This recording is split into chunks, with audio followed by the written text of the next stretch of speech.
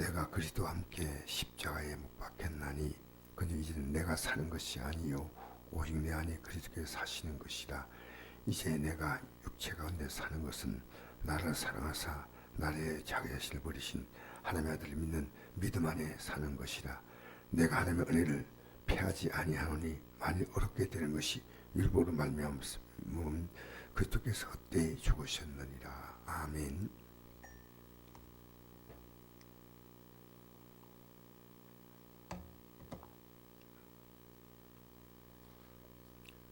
우리가 예수를 믿는다는 말은 다르게 말하면 과거에 살았던 나는 죽는 겁니다. 우리는 과거에 예수 믿기 전에 우리의 살았던 삶은 철저하게 내 육을 위해 살았습니다. 육.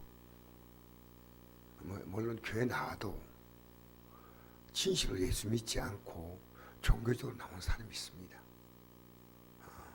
그것은 육을 위해 삽니다. 육. 그러니까 우리나라가 코로나가 오고 난 다음에 한국 교회가 거의 반으로 줬다. 반. 그 왜 코로나가 오면 믿음이 떨어져야 될까요? 또 이런 문제 저런 문제가 오면 그게 여러 가지 이유를 말하면 다 한적으로 맞는 것처럼 보이지만 다 육이에요. 육. 얼마 있지 않으면 무너질 육에다가 모든 삶의 가치를 걸고 사는 겁니다. 그럼 예수님은 왜 십자가에 못 박혔냐면 우리의 육을 위해 못 박히지 않았습니다. 우리의 영을 위해서. 우리가 육으로 지었던 모든 죄를 용서하시려고 예수님은 우리 대신 그 육체를 입으신 겁니다. 그래서 십자가에 못 박혔니까. 그럼 예수님이 달렸다. 예수님이 나 때문에 십자가에 달렸구나 하고 내가 바라보고 감사하는 게 아니고요. 그건 내가 달릴 자리에 내가 달릴 자리에. 이게 얼마나 어려운지 아십니까? 이 가치가 그리스도와 함께 달렸다 하는 말은 다르게 말하면 예수님과 나는 같은 겨이 됐습니다. 그래서 우리가 이 로마서 8장 17절 보면 우리가 그와 함께 영광을 받기 위해서 고난도 함께 받았다. 예수님과 같이 영광을 받는다는 겁니다. 좀 더 좋은 곳에 가서 오래 산다 그게 아니고요.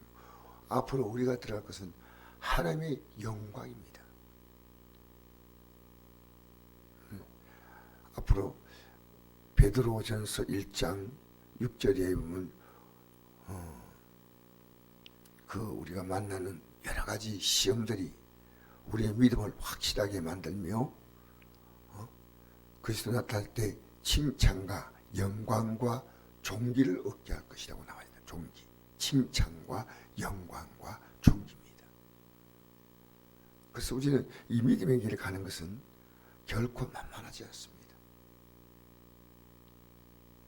그러니까 주님이 우리를 십자가에 못 박힐 때 우리가 의인이었나요? 죄인이었나요?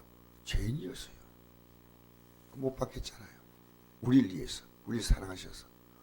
그러면 우리가 지금 살아가면서요, 정말 주님과 함께 십자가에 못 박혔다는 말은 이제 우리가 지금까지 살았던 그 삶의 감정은 나 좋아하는 사람은 좋아하고 나 싫어하는 사람은 싫어하는 거예요.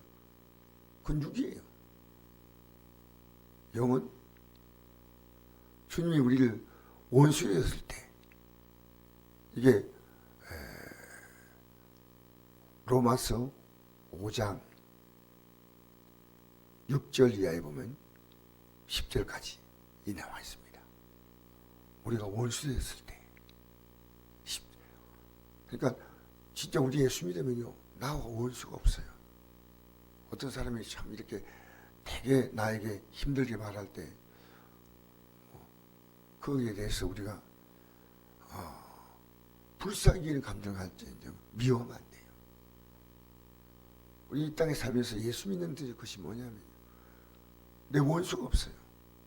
누가 싫고 누가 좋고 다 영에서 우리는 주님은 우리를 사랑하셔요. 사랑하시고 끝까지 사랑하셔요. 그러니까 그리스도와 함께 십자가에 못 박혔나니 그저 이젠 내가 사는 것이 아니라 하죠. 내가 사는 게 아니에요. 오직 내 안에 그리스도께 사시는 것이라.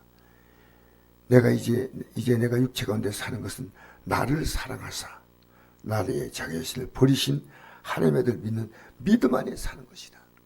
이것밖에 없어요. 이 과정 속에서 우리가 수많은 사건들이 일어나는 겁니다. 제가 어제도 곰곰이 생각해 보니까 우리 목사님들 가운데서 의외로 암이 걸려서 고통받는 목사님들이 제 주위에 굉장히 많이 보여요. 그런데 지나고 나서 가만 보니까 특히 제가 만난 목사님 가운데 한 분은 내가 만난 지가 오래됐어요. 한 20년 이상 됐죠. 20년. 안동의 목사님 아니신데 됐는데 그때 제가 그 목사님 대할 때 목사님이 굉장히 좀 뭐랄까 이렇게 좀 경직되고 이런 목사님이었습니다. 그 몸이 안 좋아서 우리 이 목사님들 모임에 계속 못 나왔어. 우리 마음으로는 어느 정도 저렇게 저럴까 하고 그냥 우리가 좀 참석하면 안 되냐 이랬는데 이번에 그 목사님 모임에 참석을 했는데 저를 대하는데 과거에 저를 대하는 모습이 아니었어요. 나는 이 목사님이 그냥 이렇게 저를 대할 줄 아는데요. 쭉 웃으면서 손을 내미는데 나에게 이렇게 인사하는 겁니다. 목사님, 제가 항암 치료를 30번 이상 받았습니다. 그래서 내가 받을 때마다 느끼는 것은 이번에 봤던 사람이 이제 일행이 있는 것 같아요. 받고 또 다음에 만날 때 또 받을 때 또 만나고 있는데 안 보이는 분이 보이는데 알아보니까 다 죽었어요. 하나님께서 나를 은혜 가운데 이렇게 살렸다는 그 얘기를 들으면서 생각한 것은요.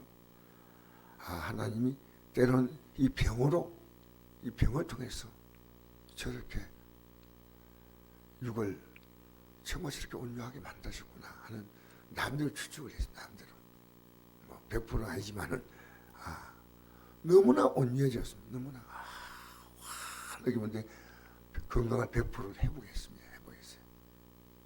이제는 나이가 지금 상당하지만 과거에 교회를 하다가 못 하시고 이제 집에서 가정예배 드리다가 이제 교회를 다시 시작하겠다는 그런 마음을 갖더라고요. 나이가 많으신데. 여러분, 우리는 주님만 못 박히고 나는 감사하는 게 아닙니다. 우리는 그리스도와 함께 십자가에 못 박혀야 됩니다. 그래서 우리가 사는 게 아니고 우리를 통해서 누가 사시냐면 예수님이 실제로 사시는 것을 우리가 사는 삶입니다. 예수님으로 사는 겁니다. 나란 존재는 없어지고 예수님이라는 분으로 사는 겁니다. 오직 예수님이십니다. 그래서 우리는 얼마나 혈과 육을 가지고 살라고 많이 하는지 몰라요. 무늬만 목사고 무늬만 장로고 무늬만 권사고 전부 육이 펄펄펄펄 하는 겁니다. 죄송한 얘기지만 저도 예가 아니에요. 제가 아침 저녁으로 기도하는 것이 정말 쉽지 않아요. 여러분, 우리 못 박히는 것이 뭐냐면요, 이 기도의 자리에서 못 박히는 거예요. 기도 자리에서 내 손 다 성취해달라고, 내 원하는 꿈을 다 이루어달라고 하는 그런 기도보다는 우리가 더 중요한 기도는 주님이 내 안에서 하시는 겁니다. 난 주님으로 살게 해달라고. 오늘도 우리가 주님이 기뻐하실까? 우리가 누군지 자기를 산 적 없고 자기를 죽은 적 없다. 사도 주의 살고 죽어도 주의 죽나니 우리가 사나 죽으나 주의 것이로다. 우리는 주의 것입니다. 주님의 십자가의 피값으로 우리를 사신 겁니다.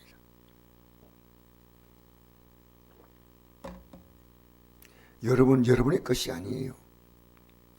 여러분의 것이었다면 여러분 마음대로 사시면 되는데 이제는 예수님의 보혈의 그 공로로 말미암아 하나님의 것이 되었습니다. 여러분, 내 것은 영원하지 않습니다. 하나님 것으로 될 때 하나님은 우리를 영원의 영광으로 이끌어 갈 줄 믿습니다.